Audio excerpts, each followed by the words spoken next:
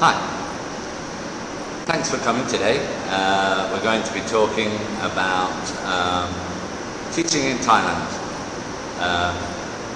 This report comes to you courtesy of my website, football, chess, middle score, uk.com. Now, let's talk about teaching in Thailand. Here's a question. Where are you going to live? Well, the answer to that question really is you have to choose your place carefully. You don't want to be living in tourist areas. The tourist areas will cost you a lot more money in rent. Anywhere from the lowest price would be around about 10,000 baht. That's a big hit out of your 30,000 baht average wage here a month.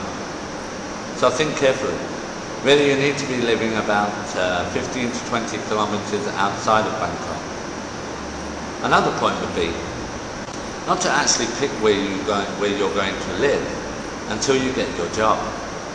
This may involve, when you first arrive, living somewhere like a hotel or a cheap guest house, because if you don't, what you might end up doing is you sign a long contract for an apartment with a hefty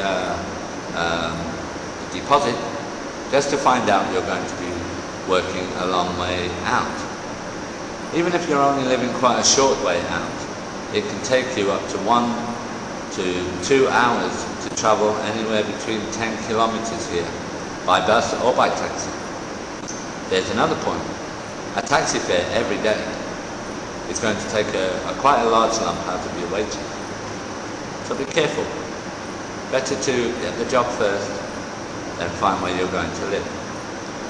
Now, you can, just outside of Bangkok, you can get a one-room studio apartment, which will cost you in the region of around 3,000 baht up. Whereas I have a 3-bedroom house, which only costs me 5,000 baht a month. That's quite good. And the other point.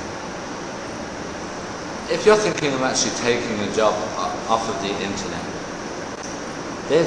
you really need to think twice about this.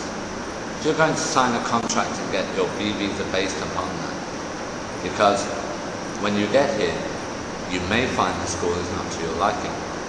Discipline is not really up to our standards, shall we say.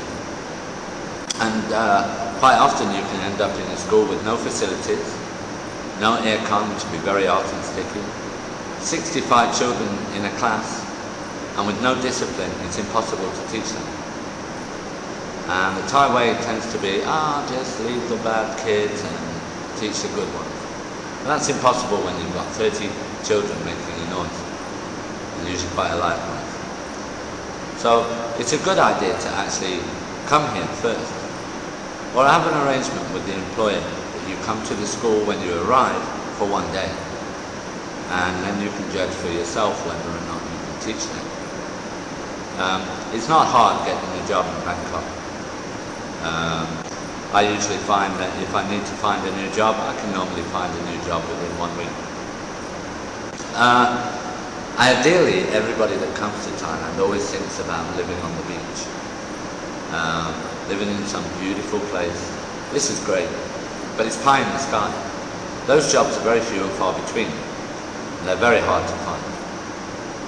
So usually everybody ends up working in Bangkok, mainly because there's more work here, and also there's more opportunity to earn extra money in corporate work or in part-time work. So think twice about this lifestyle on the beach. It doesn't always work out. Thanks.